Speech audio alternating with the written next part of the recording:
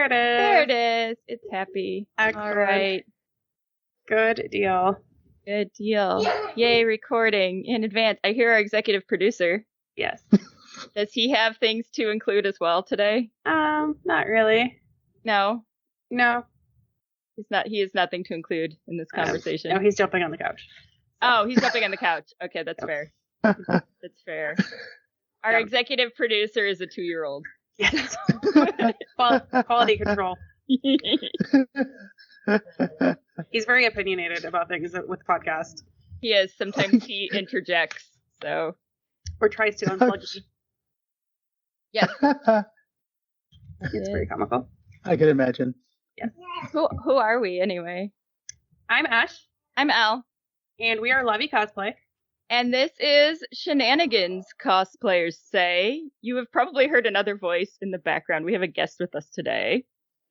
Hello, guest. Hello, guest. Hello. Hello. Hello. So we have Ejen from Cosplay in America. Woohoo! Hey. Woo. Yay. So we're from forever ago, so we're very familiar with your first book, but do you want to tell us a little bit about Cosplay in America? Cosplay America started almost 14 years ago.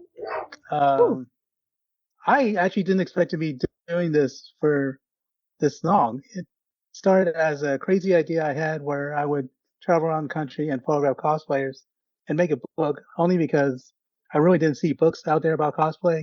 I mean, this was 2009, had a bunch of empty credit cards, ran them up. Probably stuff that I probably should have done, but, it was a chance to kind of go and explore the country and photograph cosplayers. And I kind of been doing it ever since. Well, and now your project has evolved into multiple areas, website, book, all sorts of things. Yeah, it's kind of interesting because it started as photographs because I was a photographer, but it's slowly shifted to stories. And now I'm digging more into more historical stories of ye old age. I don't know, the early years. I'm not exactly sure how I'm going with this, but then again, I didn't know what I was doing with the first book either. So get me on the show in 10 years and we'll talk about it again. That sounds like a good plan.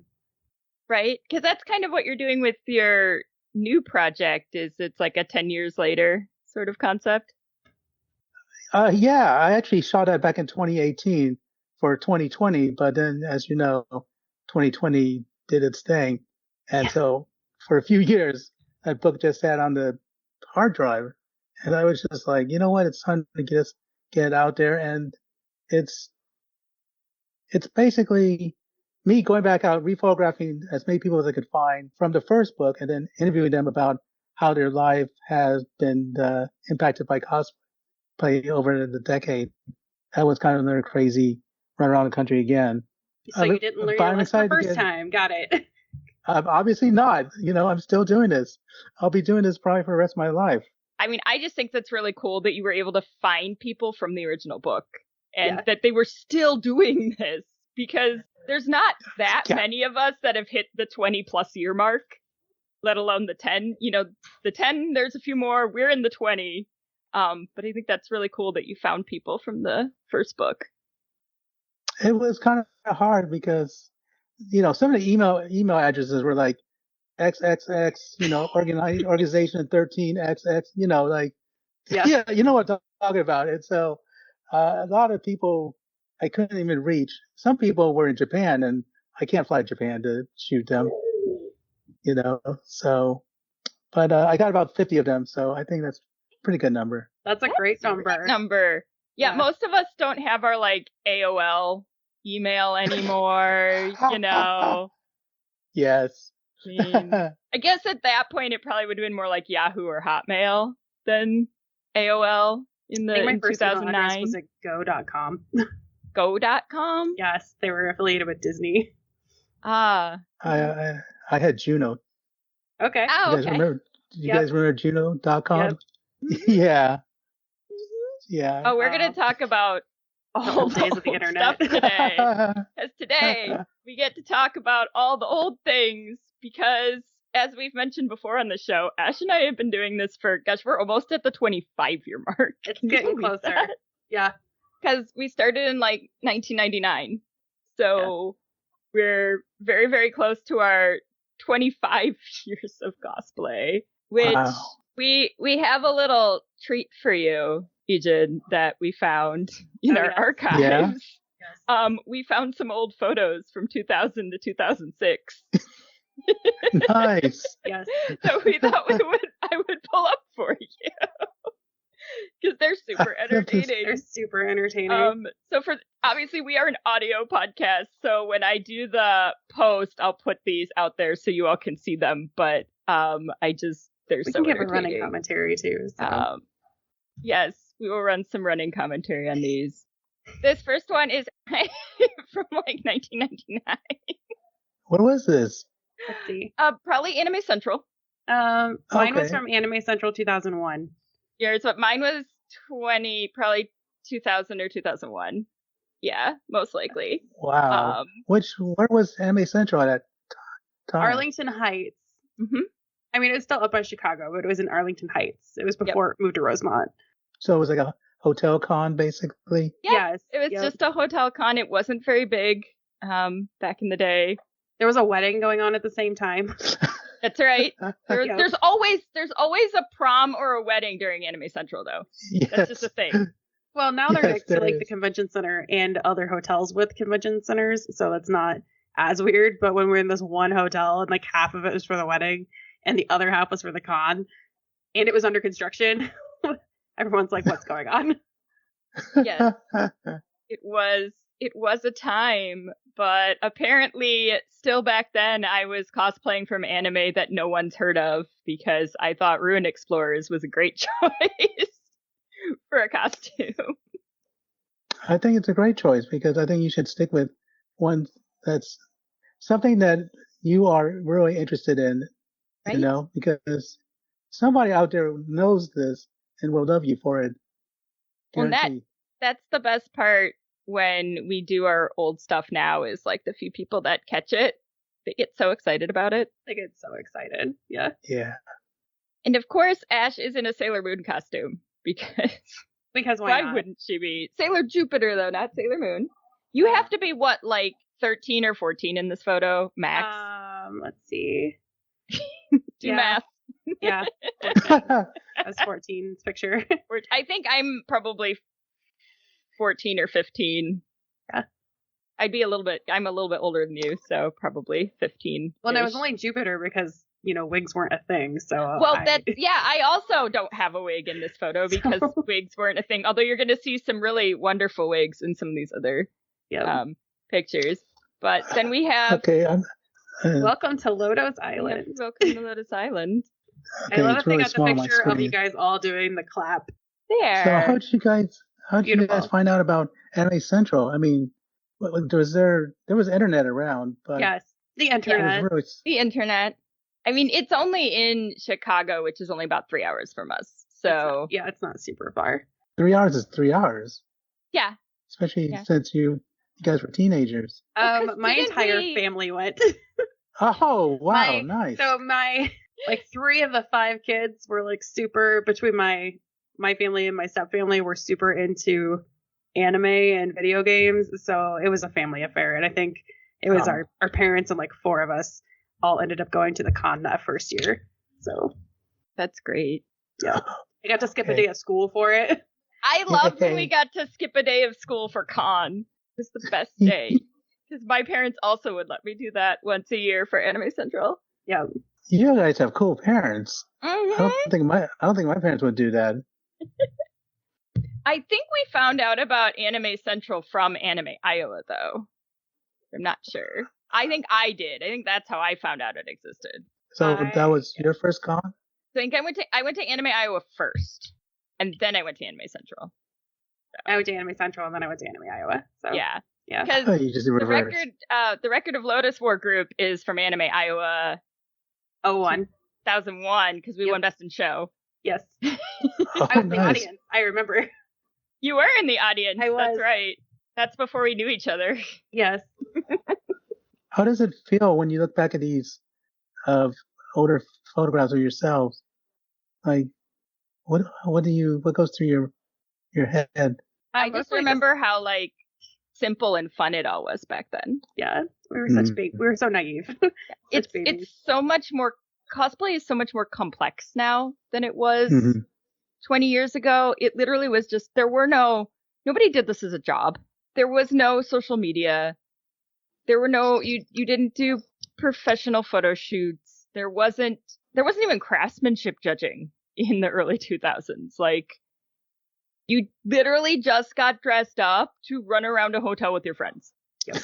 That's it. That was the whole point. Was literally how many costumes could you wear in a weekend, because you only got 2 cons a year, and you ran around a hotel with your friends. It was a simpler time. Yes. Sometimes I wish we could go back to that. So we have Ashley shopping. Yeah. This photo feels so old. The shopping photo. I don't know if it's like the color random tone candid to it. of me. Random candid. Well, it probably doesn't help that it's like a cell phone photo of a photo that I had like sitting on my kitchen table. I mean, mine are also like 3x5s. Well, some of mine I think are actually the digital camera photos, because like this Vampire Hunter D one I think is actually one of the digital camera photos from like 2003-ish. I think is when we did that one. Forever ago. It's very old. Vampire Hunter D. I remember that anime. Yeah, I mean, I remember like So Bianca. These were kind of like not popular ones. Bubblegum Crisis. Anyways. Oh yes, Bubblegum Crisis. 80 Police, Mad Ops 01, City Hunter. I remember watching Bubblegum Crisis in a video room, Anime Iowa. You know, I think I also watched Bubblegum Crisis in a room in Anime Iowa. I mean, we had the classics of Evangelion as well. Have to have your classics, right? Yeah. So we used to run with a very large group of people that was from all over the country that would discuss projects via Yahoo groups. Yahoo clubs. It was before Yahoo clubs. Yes. And we would design these projects, and then we would meet at Anime Central and we would do them. Yes. Yep. So we had people from literally like all over the country that would do these like skits, and this is back when you had to do your skits live. Yep. Like with a microphone and everything. Yep. There was no audio. Yeah. Oh, okay. I got what you mean there. Yeah. So it was just chaotic, which is how we did it with this bunch. Yeah. The entire cast of Vampire Hunter D Bloodlust. One Anime Central long ago, we had 21 people on stage. They swiftly changed the rules so you could no longer have 21 people. Yeah, you're not allowed to do that anymore. This photo always entertains me to look at this and go like, these are costumes from like forever ago before people had access to things. Yep. And we still made it work, you know? But this is it's a good time. We just thought they were entertaining. Yep. There's actually a convention called Otaku Con. Yes. Which I don't think it's actually started yet. I might be thinking of Otaku Thon. Might be what I'm thinking. Oh, the one in Montreal? Yeah. Yeah. No, this one is like old taku. Like old, like I'm old taku. Oh, okay. It's play on words. So I for years I was like, there should be a kind of like a 90s convention. Like, let's bring back the 90s voice actors, you know, and just get, I mean, it makes sense to me. The one photo that got deleted is a photo of Ash with Scott McNeil. Oh, yes. Scott McNeil. We love Scott McNeil. Yeah. It was Scott McNeil and Kirby Moreau for their autograph session, which was in the pavilion tent outside. Yes. I think the day after the wedding. Yes. It's funny. Ash, you found a bunch of photos when you were cleaning, right? I did. So my parents have been dropping off a lot of stuff that they want to declutter from their house and giving it to me, including a bunch of old photographs. And yeah, it was probably like 24 pictures from AI and ASEN 2021-ish. And it was a nice trip down memory lane. I had to send some copies out to people that are in the photos with me. They're like, where did you get these from? And you have photo proof of Scott McNeil, so hey. Yes. Yeah, 14-year-old me loved Scott McNeil. We all loved Scott McNeil when we were 14. I think I gave him a kiss on the cheek, but there was another lady in line that gave him a marriage proposal, so. Okay. Yeah. He politely declined. I mean, he was Duo Maxwell and he was Piccolo, so everybody loved him. Obviously. It was a good time. Yeah, we were actually fortunate for the fact that we had Anime Iowa and Anime Central, because you were lucky if you had a con in your state, and we had like 2 within reasonable driving distance. So how far were they from each other? Let's see.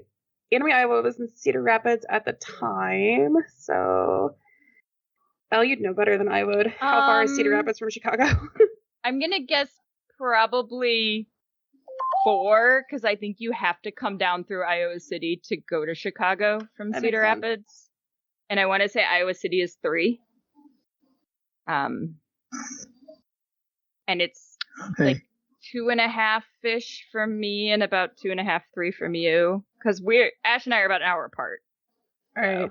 Google Maps says 3 hours and 28 minutes from Rosemont to Cedar Rapids. Oh, okay. So, there you go. So yeah, that'd be about right. It's about an extra half hour, so. Yep. Yeah, that's not too bad. No, it's not too bad.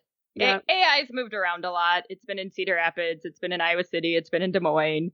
Sometimes multiple times. They've done like a little bit of a circuit. Now they're back in Iowa City, I think, for like the 3rd time at the same hotel. That's right. They keep going back.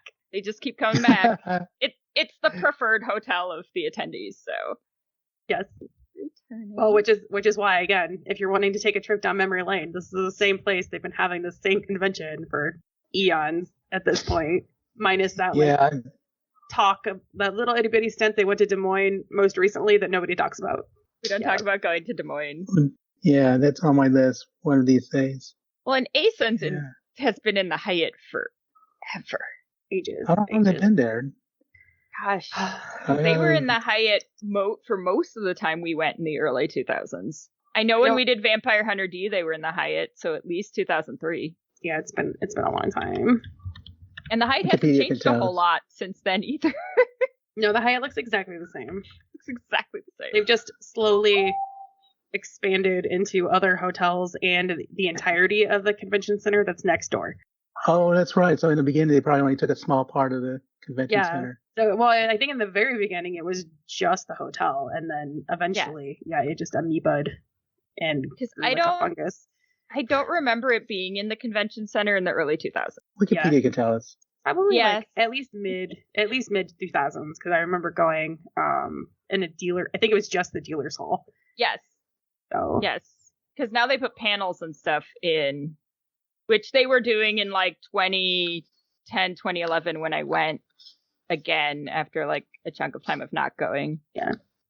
I know for sure the dealer's room was over there in, I think, maybe 05, but for sure it was still in the Hyatt in 04. Yeah, 05 they moved to the convention center. Well, it actually says convention center and Hyatt. Okay. So they were probably doing a little bit of each. Yes. Yeah, they did both. Yeah. Yeah, they pretty much kept just at the or they pretty much done the entire Hyatt for quite an extended period of time. So they always run programming and stuff there, but then they've slowly taken over the entire convention center. On top of that, and there's always a prom there for. There's always like prom. That's typically yes. There'll be like prom. One ballroom. Well, and then there's a bunch of other hotels like right there too. They'll all have ballrooms. So like the Embassy and the Crown Plaza all have ballrooms too. So you'll have a lot of other people there that are just running around in like formal attire. They get a huge kick out of it. It's a good time. An adventure. Yeah. I think it'd probably be great for kids these days because they can go to their prom and go to an anime convention. Right? Yeah. And there's so many kids into it nowadays that would probably be like the prom after party would be going to ASEN or something. Yeah. It looks like they moved. Where was this when I was a kid? Right. It looks like they moved to the Hyatt in 2002. So 2001 was their last year in Arlington Heights. They needed more space for all their things that they need to sell in the dealer's room because it used to be the only place you could buy like anything. It's the con dealer's room once a year. I know I would always go and buy like one DVD box set at like every con I went to, just by the like art on the outside of it. Yes. Like, this is a great plan. One year I made a mistake and bought one that was like it was labeled as like 15 plus. Oops. It was. I definitely did not watch that when my mom was in the room because it was kind of smutty. And I was like, how is this for 15-year-olds? I don't understand. Oh. Yep.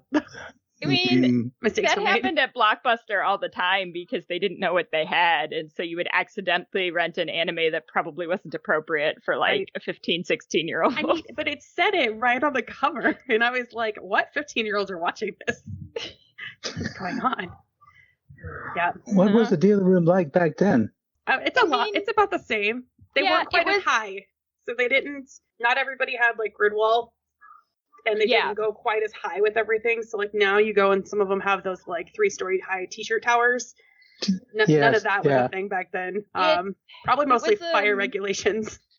It was a lot more like DVDs, VHS, books, like a lot of those items. Now there's a lot of like novelty items, but those were like few and far between. They were kind of hard to find.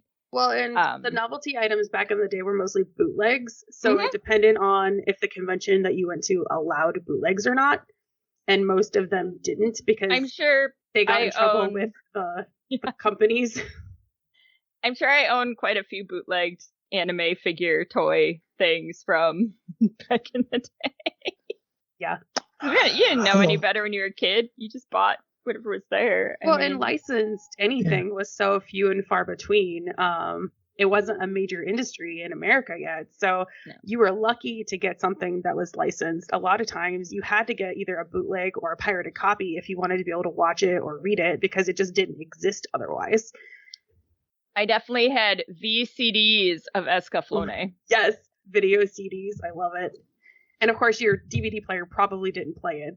You probably had to watch it on the computer. Did it? Wow. It did play it. It did play my VCDs from Escaflowne, and I think I still have them because they were actually really pretty, and I should frame them or something because they were actually really pretty art on them.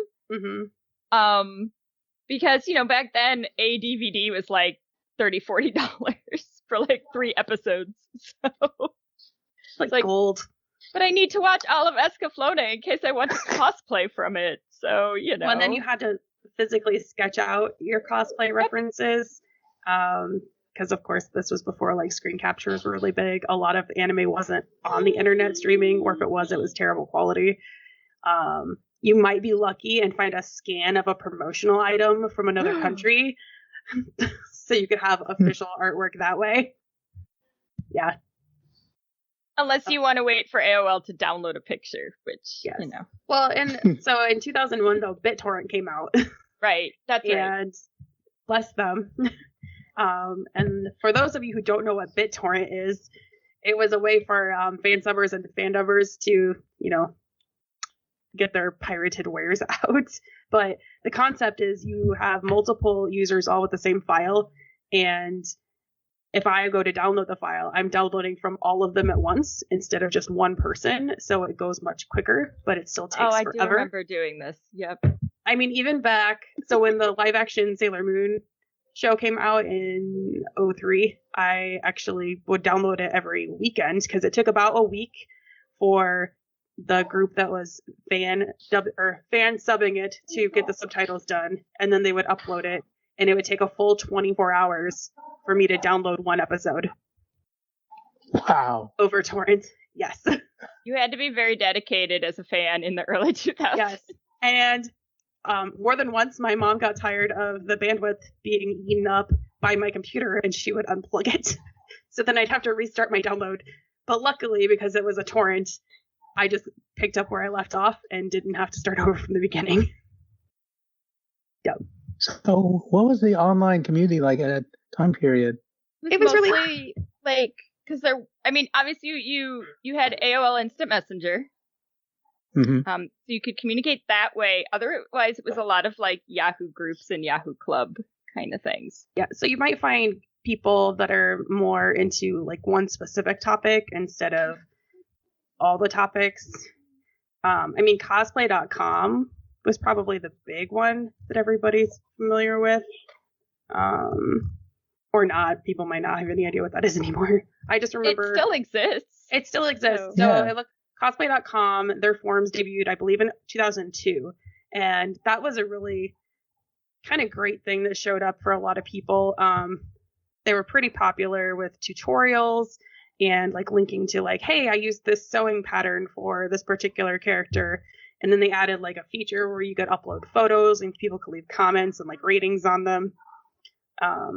So that was really nice. People were really good about sharing resources and just kind of like building each other up. And they had convention specific forums on there. But each anime convention also had like their own forum on their website. Yes. And so that was always a treat. So you'd have some people that would show up just a couple months before the con, and then you had the regulars that were on there like year round. So that was kind of fun to see how those like relationships ebbed, flowed, and evolved a little bit. But yeah, it was So Yeah. Otakon still has their forums. that's adorable. No Use way. them. Really? Yes. That's precious. Oh, that's actually pretty cool. It's really quite, and they look exactly the same as they would have in like the early 2000s. It's exactly the same. If it's not broke, don't fix it. It's hysterical. Because in our epic quest of guesting, I was looking for who you contact at Otakon, and I stumbled upon their forums, and I was like, this can't be real. And it's not only And is it it was. real, it's current. That's amazing. It's current?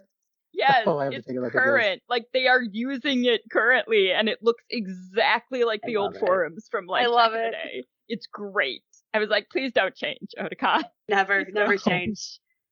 That's amazing. That makes me really happy. I know, right? It's like, why change a good thing? It fits that con so well because that con's been around forever. So it's like the Yes. nostalgia factor, you know? This reminds me how when I started in 2008, I would find cosplayers have their own page, Yep. which I don't think cosplayers do as much because now they depend on social media to be their de facto page. You know, I think most people, like the highest percentage of people, are probably only on social media. A lot of the people that are still doing either writing books or like doing podcasts, anything kind of like outside of just like normal like casual cosplay, still have their own web pages typically, from what I've noticed. But yeah, the vast majority of people have Facebook and or Instagram and or TikTok and or Twitter and or Bureau and or all these other ones that just pop up constantly. Like there's so many of them. There's so many of them. So the fact that cosplay.com is back, I don't know if you guys noticed that they've kind of came back on. I feel that if they could have pulled together, I feel like if cosplay.com didn't kind of go away like 10 years ago, they could have built something that would just be the spot, you know? And I feel like they have a chance now because social media is kind of so fragmented. We need something that's more just cosplay oriented, you know? Well, and I know a lot of people have tried, but nothing's really ever picked up to the level That's that true. cosplay.com was like back in its heyday. So I'd be really interested to see that. Well, and then you also had some other socials that were cosplay related. So like American Cosplay Paradise is still around. Back then, it always felt like one of those like almost like elitist groups. I think it was because they had a paid feature. And that was just my perception as a Wii cosplayer. That might not be true whatsoever, but it seemed to be like more legit and fancier than cosplay.com. But not as many people were on it and super active.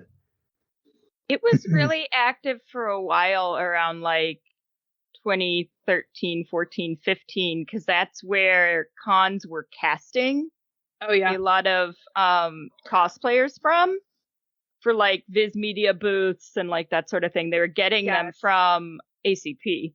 Well, and originally it was just ACP, which was only for girls. And then That's right. later they added in the American Cosplay Experience and the Cosplay Snapshots for males and photographers. But originally it was only like girls and women that were allowed to have an ACP account. Forgot about that. When did ACP start showing up? Oh, I'm sure the internet could tell us. The internet can tell us. When we don't know, we can ask the internet because we can use our Google powers. Because a lot of that time just feels like one giant jumble to me most of the time. I will say that one of my favorite trips down memory lane is to use like the Wayback Machine and look at old versions of websites. Yes. Yes. 2000. They were founded in 2000. Wow. Oh, so they've been around for over 20 years now. Yes. Impressive. Yep, they've been around forever. Well, because like we missed a chunk of time. Like I graduated college and like went to New York and like kind of like got out of the scene for a little while, like very casually in it, and then didn't come back to like 2011, 2012-ish. So Yeah. And everything changed in between. Yeah, it was drastically different.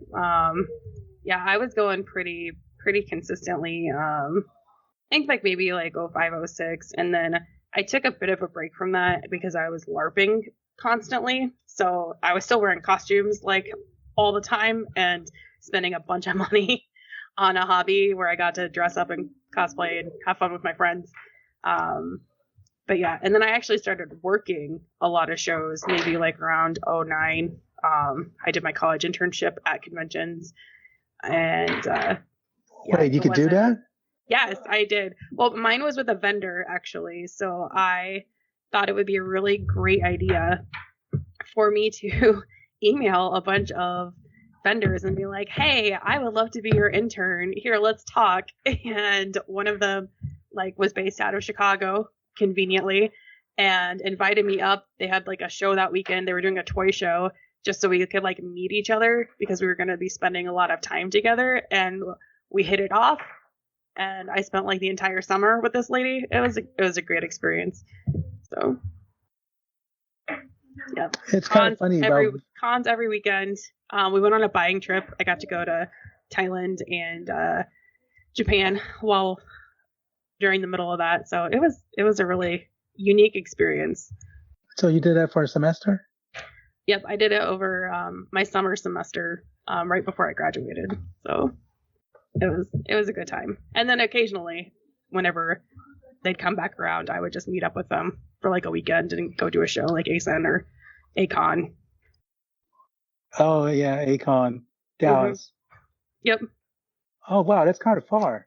It's a quick flight though if you're only going by yourself and you don't have to take any costumes with you. I mean, we flew to Spain. I think we can handle anywhere now. I'm pretty sure I flew like from the local regional airport directly into DFW. So they just picked me up outside the terminal and then took me back on like Monday. That's not too bad. Wow. Yeah, it worked out pretty well. I know a couple of vendors, and I'm always curious about their lives because it's such a nomadic life. It's like you spend all your weekends at a convention, then you have to break everything down, then truck it to back home or across the country or somewhere else, set everything back up, and repeat the process like for weeks on end. Yeah, a lot of them are just on the road all the time. Well, it's similar to people that work at like Renaissance fairs. Like a lot of them just like live that lifestyle. I would love to do a book about that, but I don't think anybody wants to, pick up a book about vendors. But I mean, I would, but I don't know. That could be an interesting story. Well, it's like, I see them at conventions. They're like, "Hey, Bob. Hey, Mary." And at the end, they're like, "I'll see you guys at the next show." And they just kind of crisscross through America. And I'm like, yeah, that sounds like so awesome. A lot of them plan like their circuit out. Some of them will like subcontract from each other, or they'll like do goods exchanges. They're like, if you're not going to be at this show, I'm going to like sell you some of my products so that you can have it, and my product still gets out there, and we're just going to swap. And yeah, it was really neat, and the culture of it was something it was interesting to see a different side of cons. I mean, because that these people exist, and that they go to cons all the time, but you don't really think about like what their daily life is like until you experience it. Because even doing like artist alleys, which I did for a bit, it's nothing like doing like a full-time vending job where you're legit going to a con like 10 out of 12 weekends in a row. Because if you're not at a con, you're not making money. Yeah, exactly. The burnout rate must be huge for that, or maybe that's why they hire so many people. And it could be. I don't know. I know a lot of people. Some of them make it a whole family affair where that's just the way that they live, and they homeschool their kids while they're on the road, and other ones will do it with their friends, and go home on the weekend or take turns, like who's gonna sit this particular show out. But yeah, it's a commitment. But if you love the scene and you love the community and you love just going to conventions and meeting a bunch of people, like, it's definitely a great experience to have. I'm so surprised at how large conventions have gotten, because when I went to AMA Expo in '08, it was 40,000. So I thought, 40,000 is huge. Yeah. Now it's, Yeah. now it's like 100 and something. And I'm like, this is getting too crazy for me. Or I'm just getting older. Maybe both. I mean, I have a deep fear of Anime Expo simply because of the size. I'm like, that's a lot of people in one space. Yeah. I don't know. I have the same thing with Dragon Con. Some of our friends have calmed my fear of Dragon Con, but I'm like, that is a lot of people in a small space. Yeah. Dragon Con is more manageable than AX. AX is just way. I mean, so with AX, there's 2 main spots that they can, conjugate in. With Dragon Con, it's 3 hotels, so you're spread out all over the place. So that's true. I would rather go to Dragon Con. I mean, I have to kind of go to AX because I've been going since '08, so I'm not breaking my streak. It's tradition at this point. Yeah. I have to show up. Was AX 08 your first convention then? No. Okay, so this is kind of weird. I found a badge from AX 2000. Oh. I was like, I don't remember going to 2000 at all. But I have a badge. It has my name on it. I was going to say, does it have your name on it? It does. And I was thinking maybe they mailed it to me and I didn't go. But then I was like, no, the con was too small back then to be mailing out stuff. Yeah, they didn't mail badges back then. That wasn't a thing back then. I must have gone, but I don't know why I would block it from my head because it's AX. Right. Yeah. So I'm kind of confused over that. Huh. I must have gone for a short amount of time because, if I only went for like 2 hours, I can understand totally forgetting about it. But yeah, my first convention was a random comic book show that my dad took me to. Oh. And it was basically old school comic book show, just rows and rows of white boxes, and that was it. I did go to A-Con, so I only went for like a few hours, so I don't feel like I got the full, experience. Mm-hmm. And it wasn't until AX08 that I got the full 3-day weekend, 4-day weekend experience. That's right. And then I was like, oh, so this is why people are into conventions. Yeah. And here's the sad fact. I mean, not sad. The weird thing is, AX is a convention center convention.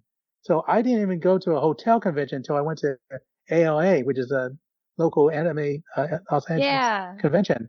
And then I was like, oh my God, how come I didn't do this when I was, younger? I mean, my mind was blown. I was like, I didn't even know this existed. So I feel kind of bad that I didn't, but I didn't know. So, well, I'm catching up now. So yeah, you go to quite a few conventions now. Oh, I used to. I'm kind of slowing down. Yeah. We all slow down after a while. We did 13 or 14 one year, and we'll never do that again. 15. Yeah. No, that was the 15. Cap. It was too many. It was no, never again. You. What year was that? Gosh, what year was that? It was the year that everyone wanted us to work with them. 16 or 17, I think. Yeah, it was either 16 or 17, somewhere in there. We judged 8 conventions that year, and I think it might have been 7. I think it was 17. It was wild. Wow. Yeah, we won't do that again. No, thank you. No, thank you. How far did you travel for? Not that far. I think Minnesota was the furthest. Probably, yeah. Which is 6 hours. We haven't gotten our behinds out of the Midwest much for cons. We're trying to change that, but because my first I'm going to the con on purpose outside of the Midwest was Spain. So oh yeah. we got back together in the early, like, 2012-ish to compete again. So, like, it brought us back into this to start with. We're probably not going to let go of it anytime soon.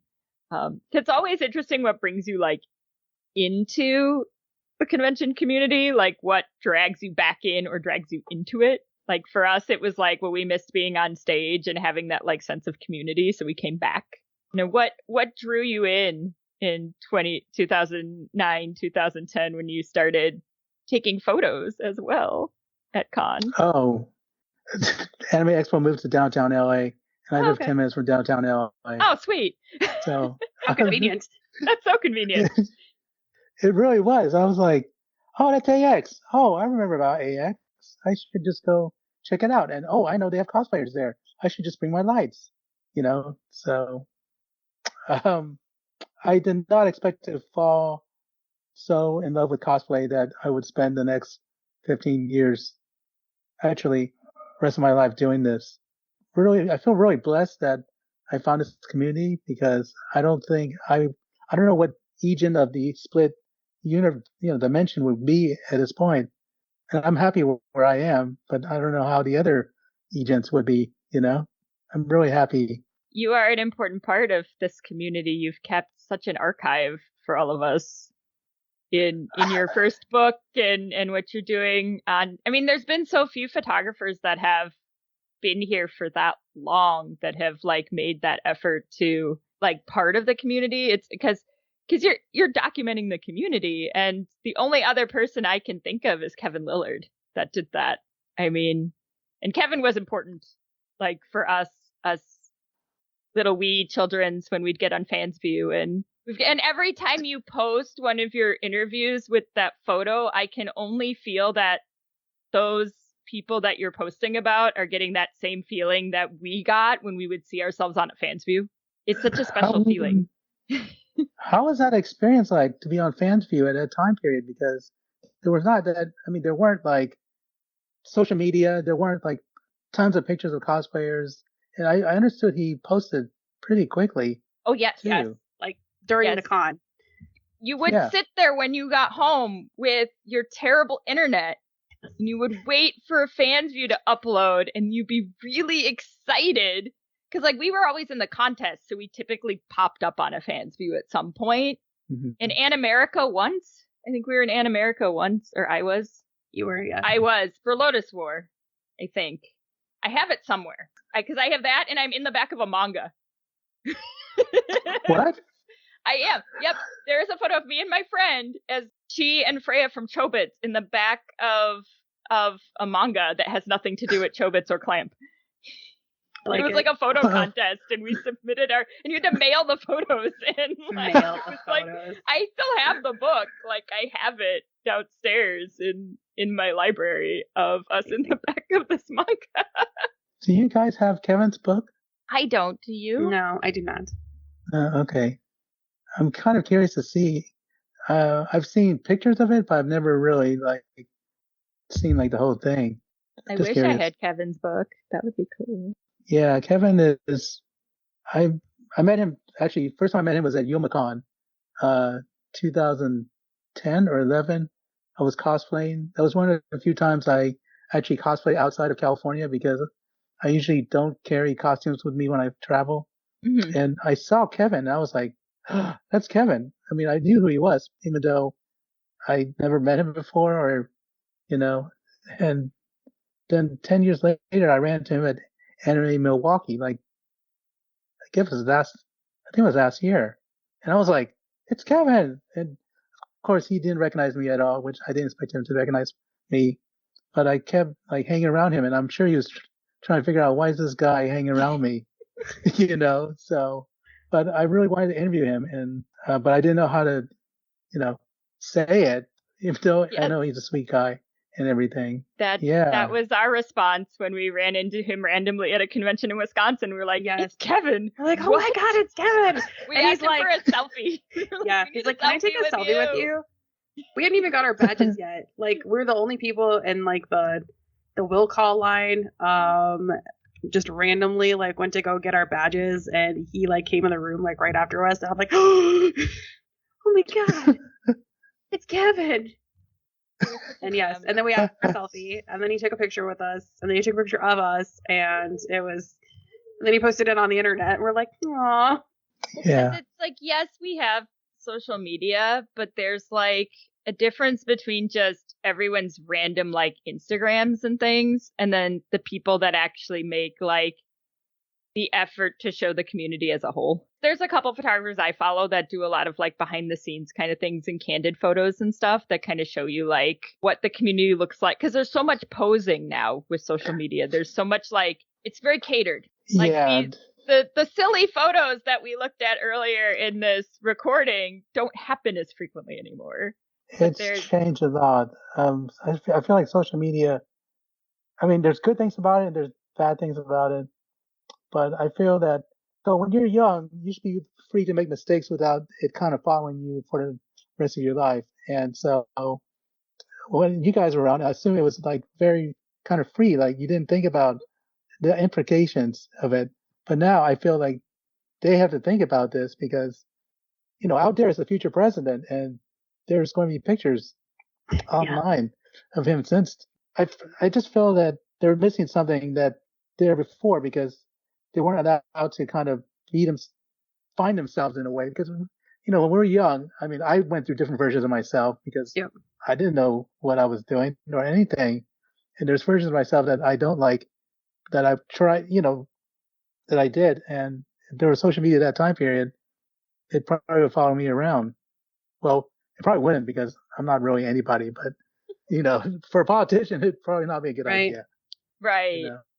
Yeah, the kids these days, I don't envy them. I'm glad we did not have social media when I was a teenager. I can't even imagine.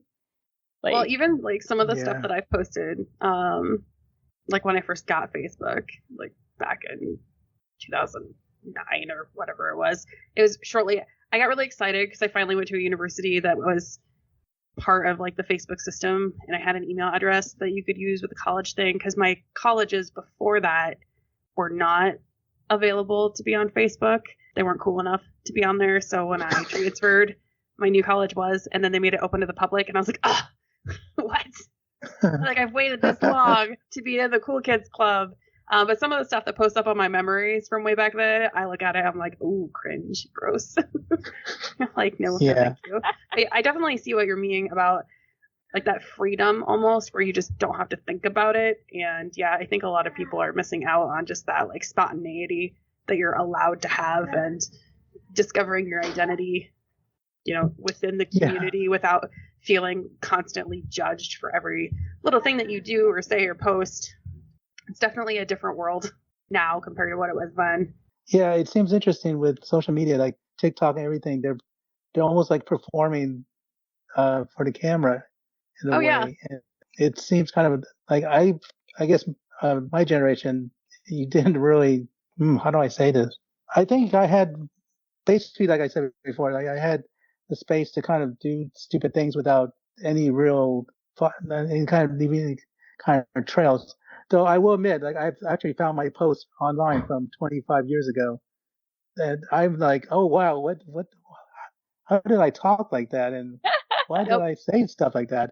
And it's kind of cringeworthy, and even though it's text, it was the news groups, and I was like, okay, I'm telling my 9-year-old niece, see, this thing can follow you forever. It's forever.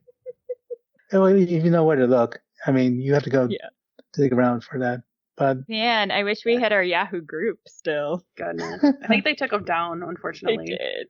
But yeah, you kind of wonder how many people that you see on the internet and like how much of it is really like who they are on like a daily basis and how much of it is this like almost persona that they've created to be on the internet with.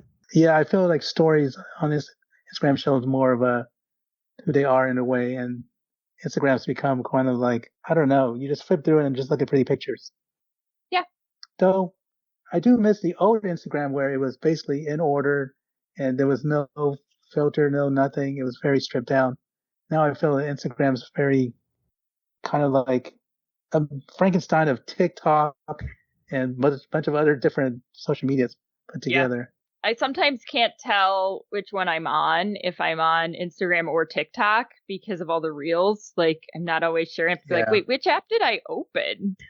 I'm like, oh, wait, I'm on Instagram, but it keeps shoving reels in my face. So that's what's happening. I mean, this whole like, social media is a whole nother conversation. It's changed everything. It changed everything with how we did all of our stuff. How did it make any big changes for cosplay in America as you kind of evolved with it?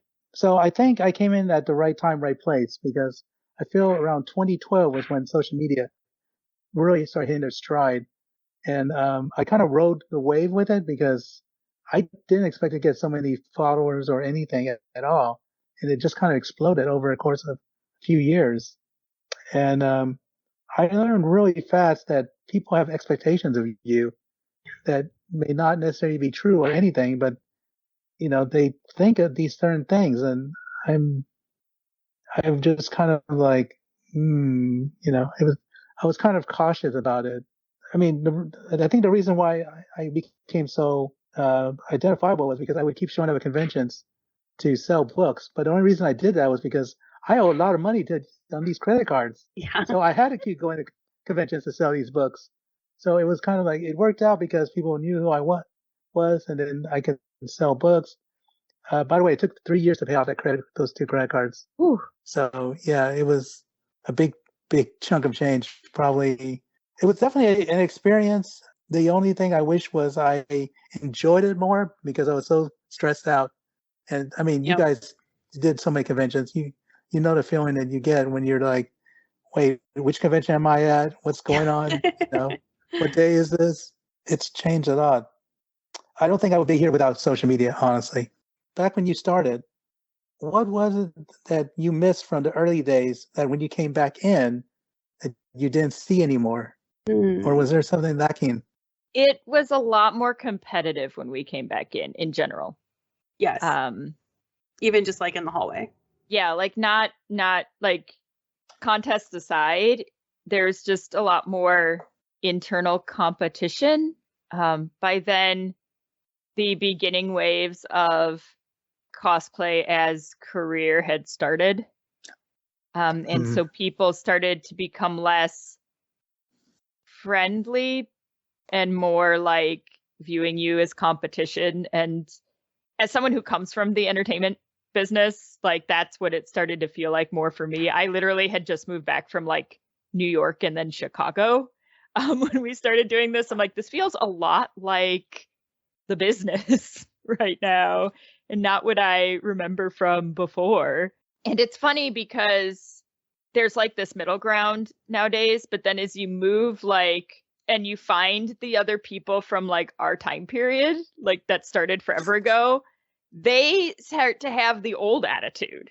So like even if they are professional cosplayers and like they do this, they still have like the old attitude of like, well, we can be friends. We're not like competition for each other. It's really interesting, which is kind of what we experienced when we went to like internationals and stuff too. It's like you kind of like, it's almost like you got to get through the sea of people that feel like it's a competition to find the people that like aren't trying to compete with you nowadays. It's really, I don't know how to explain it well. That was one of the things that I really liked. Like the longer that we kept doing this and the more people that we kept meeting and the more quote unquote like successful, I guess you would say. I mean, we never have aspirations to be like cosplay as a career or anything like that. Like we always say that, like, this is not my full-time job, but I've kind of noticed that as we've gone and interacted with other people that do this a lot and other professionals kind of in the industry, the people that are around now that are like at that tier are, you know, that very kind, like open community feeling type of approachable person.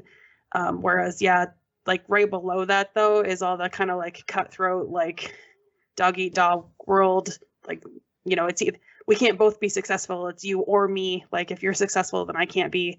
And a lot of pettiness is just kind of there like in the middle. And I think the reason why there's so few people above that are because they get tired of it and they get burnout from that like negative community that's in that like semi-pro low-level masters competition scene, and they're like, yeah, I don't need this kind of negativity in my life. I'm going to go do something else.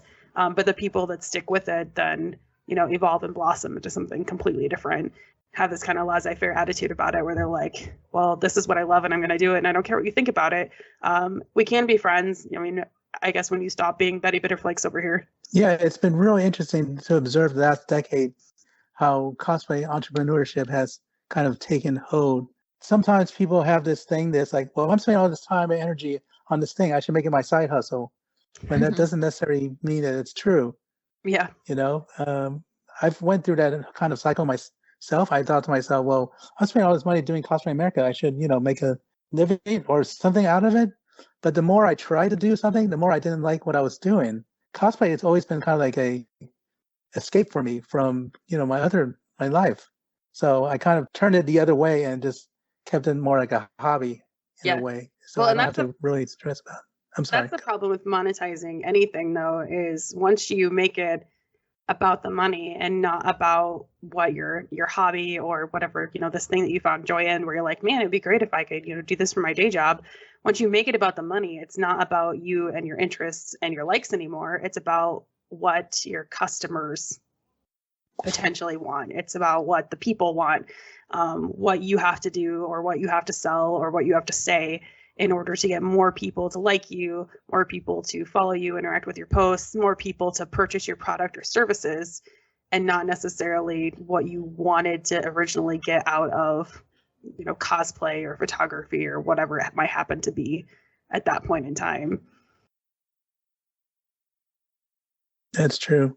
The other thing I've noticed is a lot of businesses have started to show up.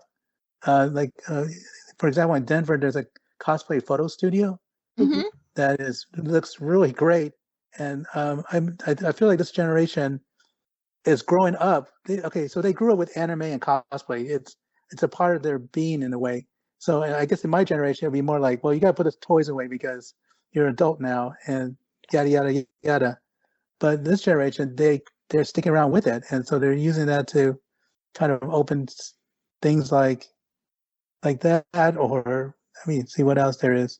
Cosplay photo studios, maker spaces. So that's kind of tough. I've seen a few maid cafes open up, but those are really tough. In fact, there was one in Detroit that opened up like 8 years ago. It can be kind of a tough thing to do. Well, and the problem with that in general, though, is like, even if a lot of people are, kind of used to it, especially like in our community, if you're going to open up something like a maid cafe, for example, there's a very specific kind of clientele that are going to go to a cafe that's themed in that particular fashion, for better or worse. There's going to be very specific personality types or very specific clientele customers that you're going to get there. So there might not be a ton of people that want to participate in a maid cafe. The nice thing about like the cosplay photo studios, though, is a lot of cities also have like selfie studios, which kind of works the same way, where you can go in with your friends or your family and, get a tripod and a clicker and go around with your ring light and just take a bunch of photos in front of all these backdrops and just have a good time. And people will book them for parties, birthday parties, like anniversaries and bachelorette, showers and all that kind of fun stuff. Or just because they want to go take some fun photos in front of the different, backdrops and just make a day out of it. It's kind of like a photo booth. You have the old photo booths at the mall, and you go and you pick in your background, and then you pick out your overlay, and then you make your silly faces, and then it prints out this, little strip for you, but it's all digital. It's kind of a similar concept. So something like that, there's a lot more, potential customers for you to potentially have on that. Maker spaces are kind of hit or miss for the simple fact that you have to have a maker who isn't willing to necessarily go and just purchase the product themselves, because a lot of this technology that you find in maker spaces has been habitually getting, less expensive. You don't have to buy a top of the line model to do 3D printing or engraving or embroidery or any of those types of things. There are beginner budget level things, machines in about every hobby that you're going to look at when it comes to making anything.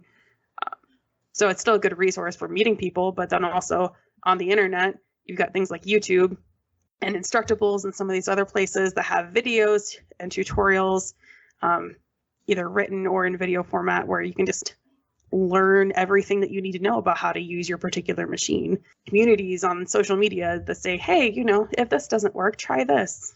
So you don't have to go somewhere in person to be able to borrow somebody's machine. I do think that we're going to start seeing, like, in the future, a lot more cosplay-centric businesses out there, whether they be online or in person. I know in-person ones have struggled a little bit. I've seen a lot of cosplay stores attempt to open in person and not make it, but online they do okay, because it's just starting to be a little bit more normalized. I've also just noticed in general, like, lots of photo studios in general. Photo studios with sets. Like, we have one locally to me. That's where I do my photos with their house photographer. But we have in my little area, like, 4 other ones. We are oversaturated in my little area of Iowa with professional photographers. We have like 4 studios, and we did have like 2 selfie studios, but they closed. Yeah, we used to have a selfie studio here in Austin, but they closed. But again, it was during the pandemic. Just don't think it was a tough time. Well, and that I think is what made a lot of the massive changes that happened recently with like there being that big jump to so many professional cosplayers is like, however the pandemic treated you is what you like. Like if you got laid off and decided, well, I don't have a job, I can't find one, I'm going to see if I can make cosplay my job. It gave a lot of people that opportunity where they wouldn't have had that time to be able to make that happen. Because like I feel like the jump between 2020 and now feels almost as big as the jump that I took from 2006 to like 2010, 11, 12. It just feels like it changed drastically in that time period. I've been to conventions in the past few years, but I find myself kind of moving away from large crowds. Mm-hmm. And I think I'm still processing this. And there's always new people coming to the scene. So that's always a given. They're just going through a different time period than the other ones, us who've been around for a while. They will manage their way through. But those who went through it like this, I feel changed by this. I mean, I can't speak for everybody. I start reevaluating everything from the last few years. The Cosplay America thing started more towards like documenting more, going deeper into the past. Mm-hmm. Because I started thinking that a lot of people, okay, with Kevin, there's a few other people I know who didn't make it through the period. I just feel it's important to try to get stories down and kind of preserve them. I'm still trying to figure out what Cosplay America is, which is kind of funny because it seems to change all the time. Like, oh, I'm going to do this. Oh, I'm doing this. I'm doing this. I'm doing this. I'm kind of like, it's ever changing, ever growing in a way. Like I said, you have to get me on a show in 10 years, then I could tell you exactly what happened since then, because I don't even know. We'll just bring you back. I mean, it makes sense because cosplay is ever changing. So cosplay in America would have to ever change, right? I think we all are changing. And so, we all learn and we all do stuff that we don't do. Like, I don't know. I mean, do you guys still con crunch? Not as bad as we used to. Okay. We're getting better. We're going to be making some rules and boundaries for ourselves coming in this following year to try to prevent con crunching because we don't want to do it anymore. But we also have a really hard time getting costumes done if we don't have like a deadline pushing us to finish them. I totally understand. So we're gonna find our happy medium. Happy medium. In our con crunching, because I don't want to revisit our old con crunching ways of pre-pandemic because they were really, really bad. We don't want to do that anymore. That is a change that we want to make. We don't want to do that anymore. Nope. No, but you're gonna keep doing it. I mean, it'll always probably happen a little bit, but I figure like our goal is to at some point actually have the costume completely done and then decide where it's going rather than the other way around. Right. We're going to this con, but we haven't started this costume yet, but we're taking it. Yeah. Okay. So when you guys approach cosplay, how did you approach it when you started? How do you approach it now? I think the big difference is that now we like compete in craftsmanship. And when we were kids, you just made stuff. There was no expectation of it when we were kids in the early 2000s. And now there's like expectation of quality. And then if we're competing with it, there's another level of expectation. And it's like, well, this is the craftsmanship level we're at. So that our costumes that we're wearing need to reflect that level. And there's just a lot more nuances that go into it. You probably saw some of those differences between some of the people you revisited in your new project from like 2009 to like 2018, 2019, in like the differences in what they're making then versus now. The expectations have changed a lot, I think. I was just going to agree. I mean, back when we first started, we were just teens who thought it would be fun to dress up in costumes of our favorite characters and, Joanne fabrics and bought their terrible satin or terrible broadcloth that was paper thin to try to get the colors accurate at least, and put our costumes together and threw them together and had fun with our friends. And then now it's so the community and just cosplay in general is so different. Like I can order a costume off of Amazon and have it shipped to my house within 2 days. We've done that. Yes, I mean we're con crunching. It's so convenient. Yeah. It's just completely different. And like Elle said, like somebody that still actively competes, I have a really hard time making something not at like a minimum quality level. Like I don't know how to not like finish a seam.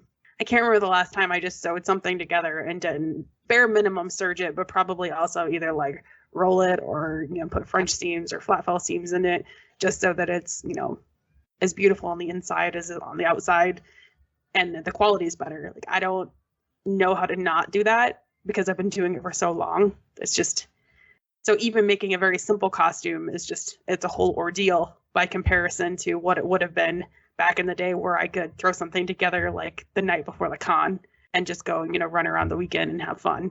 I could not do what I used to do. We just glued stuff together and like wore it, Oh yeah. Hot glue, duct tape. Oh God, no. Safety pins. No. Couldn't do it. So have you ever thought about remaking like some of your earlier costumes that you made? Have done it, actually, yes. It's funny you say that, because I'm doing that right now. I made Hinoto from X back in like 2003-ish, and I'm remaking her right now. It would be very fun to put those side by side, almost like a 20-year gap, and see the difference between the costumes. My 40 yards of fabric that are sitting in my, sewing space right now for her. Yes, because that was one of my, like, I want to revisit this and see the difference. Like, it was just one of those things where I'm like, this would just be really interesting to do. If I take this costume that I made, 20 years ago and try to make it now and then just see the massive difference. I just was like, this just sounds really interesting. I'm guessing some of that interest is why you eventually revisited your first book and then did, updated photos. It's like, it's almost like a science experiment. It's like, what am I going to find? What's it going to look like now? So I was actually influenced by a German documentary that actually visited a group of people every 7 years. Oh. It's called 7 Up, and they follow them from 7 to 14, up to 50. I'm not even sure where they stopped, but I like the fact about visiting people again, and I kind of want to do it again, but I don't know how many people from 2018 will still be. I'm sure some will still be cosplaying in 2028, but I just thought it'd be interesting to see how their lives change, and their lives have changed. A lot of them got married, some of them have kids, some of them I photographed when they were kids. They're now teenagers. I just feel like I'm documenting time, a place. In a weird way, it's kind of like my books will reflect what cosplay was at that time period, because I haven't really been taking pictures for the past few years. And I feel it's up to this generation to kind of take it on and go with it. I'm kind of tired out. And I'm also credit card out. So credit card out. Yeah, basically. Well, you have a new plan for your new book, though, correct? Where you won't get credit carded out. But it's Kickstarter, but I also realized that if you deal with the Chinese printers directly, that you would save more money, because I was going through a middleman and they were marking up almost 100%. And I was like, oh, I could save half the amount if I went through. So it's actually much lower than my first book. So there will be a Kickstarter so you can support Cosplay in America's second book here. We will have the link. We'll put it in the show notes. So by the time this comes out, I'm sure your Kickstarter link will exist. So we'll stick it in there for you so we'll can send everybody your way. Thank you guys so much. Of course. Appreciate it. We think what you do is important for our community, which is why we wanted to have you on here, because we could literally talk to you forever, I feel like, about everything. There's just been so much time has passed in the cosplay world and the community, and having people who archive it in such a it's such a true way, like a very natural way, is really important. So thanks for hanging in there with all of us and continuing your work. Thanks. Well, and you're creating a website collection too, correct? That goes way back, way back machine. it's I'm putting all my images from the 20. I think I visited about 20 cities for the various books. So I'm actually trying to put everything online along with stories, and I'm actually trying to reach back out to cosplayers from 5, 7, 8 years ago and see if they're still cosplaying and to talk about what it was like at that time period. I think I'll probably going to spend the rest of my life just working on this. You'll be the ultimate cosplay historian by the end of it. I feel like somebody has that name. Maybe. Cosplay historian. I don't know. Maybe someone does. I have to look it up. You can have more than one cosplay historian. I feel like it takes a village to catalog the wide world of cosplay.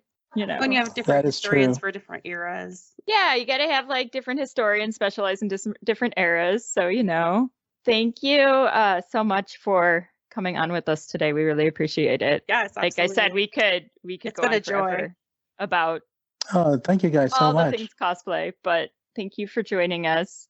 Where can our listeners find your work? They can just Google Cosplay America and I pretty much pop up.